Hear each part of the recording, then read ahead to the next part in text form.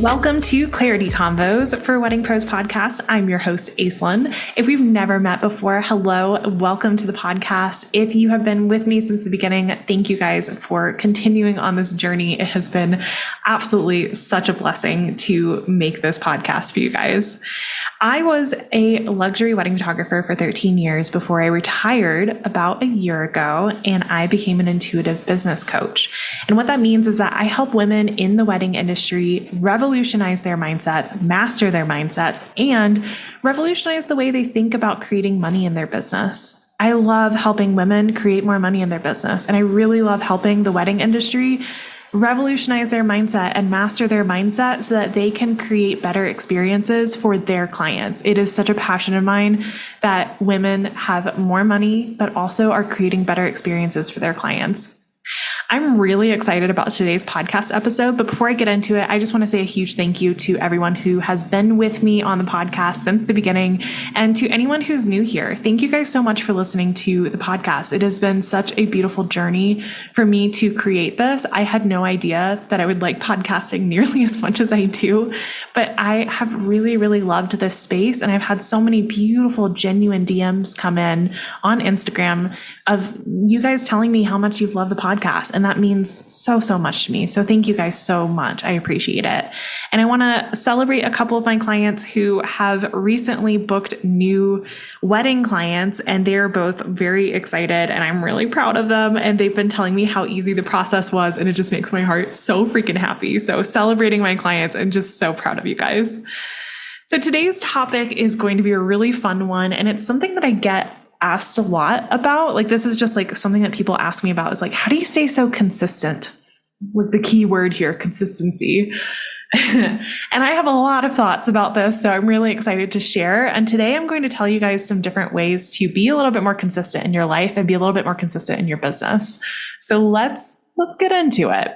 Why are you not able to stay consistent, and how to actually fix that?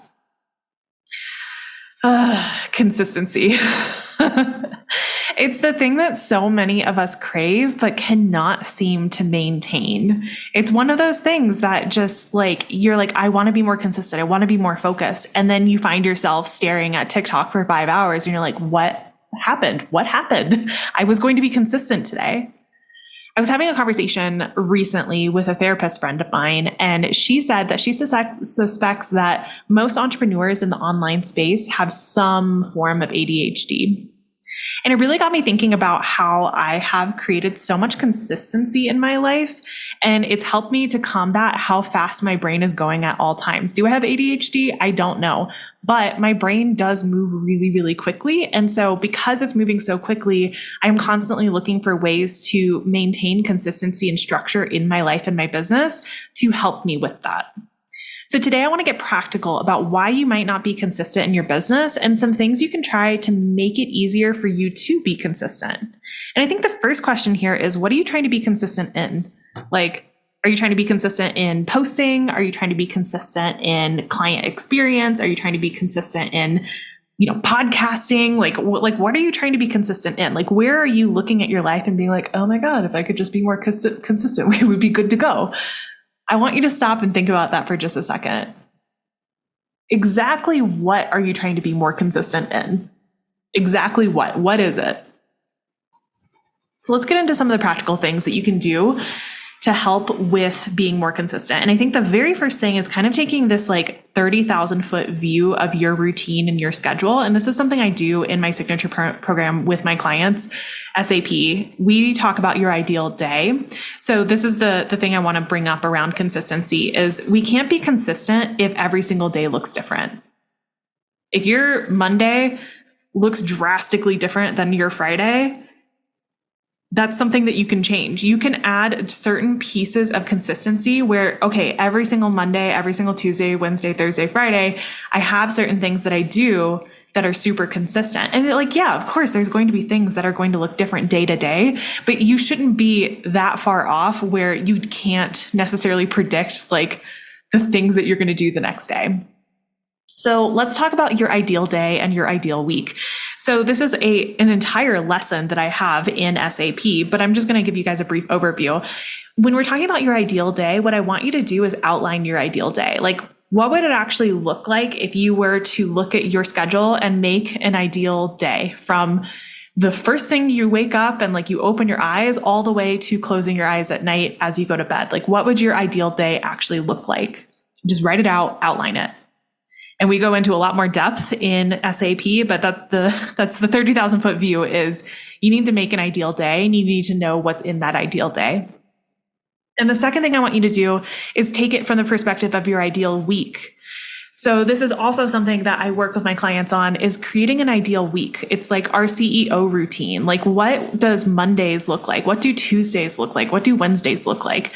What days are you coaching? What days are you taking client meetings? What days are you, if you're a wedding professional, what days are you available for weddings? What day are you available for consultations? What are your CEO days? Are you even taking CEO days? And what I mean by a CEO day is a day off. You don't take calls. You don't go to client meetings. You don't do any business things. You just take the day off. You need to have CEO days built into your schedule or you're going to burn out. You're going to burn out and it's going to suck and it's going to not feel great. So I recommend right now you look at your ideal day and you outline your ideal day and then outline your ideal week. So this can also change season to season. When I have my clients do ideal day exercise, I tell them hey, you probably are going to want to redo this in 6 months because things are going to shift over time. So I really recommend outline your ideal day, but also just understand that it gets to change. So what this does for our consistency is it really allows us to be able to predict a little bit more. Okay, I know that Mondays are the day that I do podcast recording. This is not the day for me to schedule 8 client meetings because it's going to take my focus away from the podcast recordings. And I know that the podcast recordings are something that really benefit my clients and it really benefits me scaling my business and my audience. So I'm not going to put something heavy duty like podcasting and client calls on the same day. In the same way that Tuesdays are a client call day. So I know that I can take on X amount of client calls on Tuesday.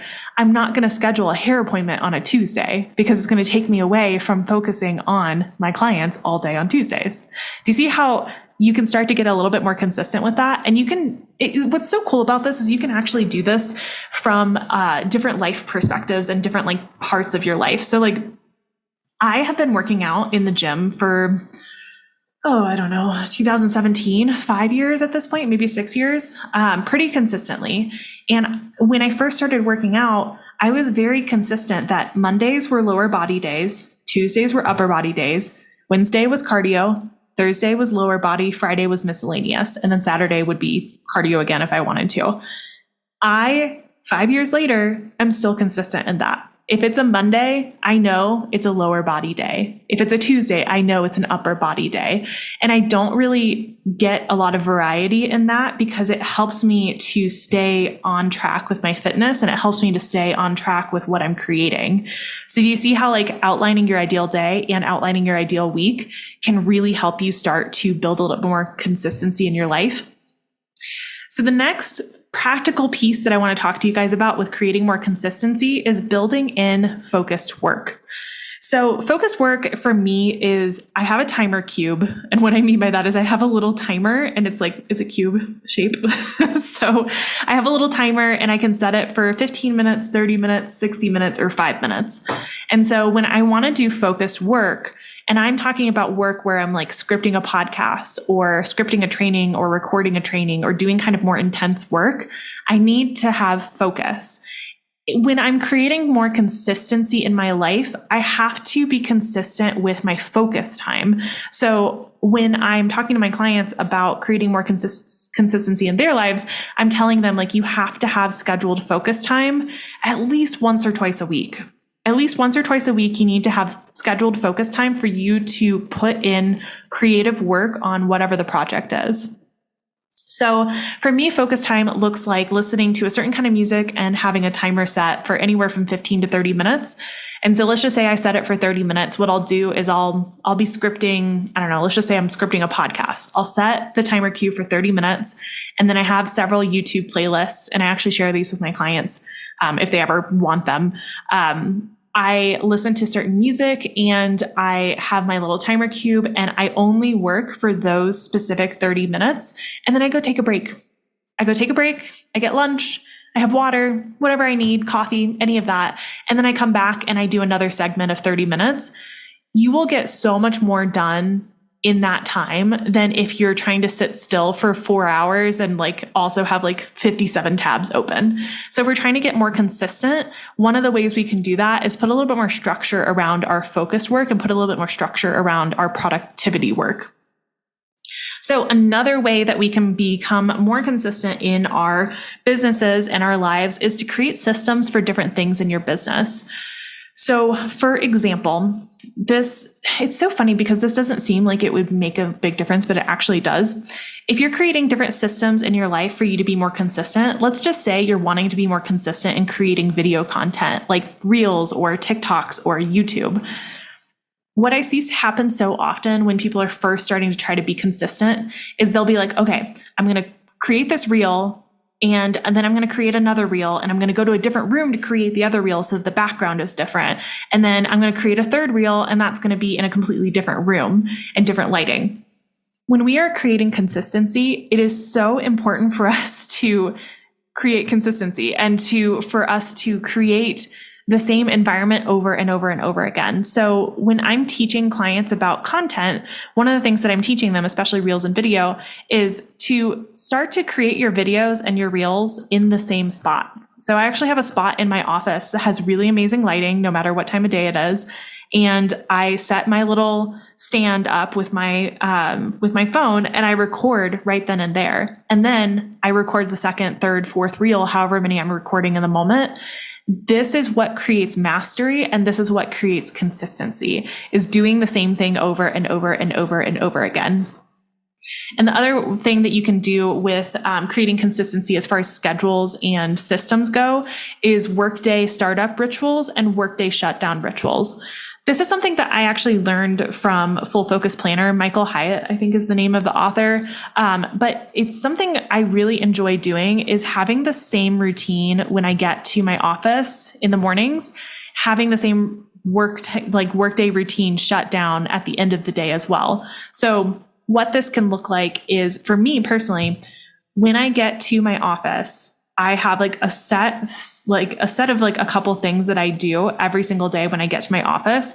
So I take out my Full Focus Planner, which is just a really fancy planner. I love my Full Focus Planner. You guys will hear me talk about it. It's just a really fancy little planner.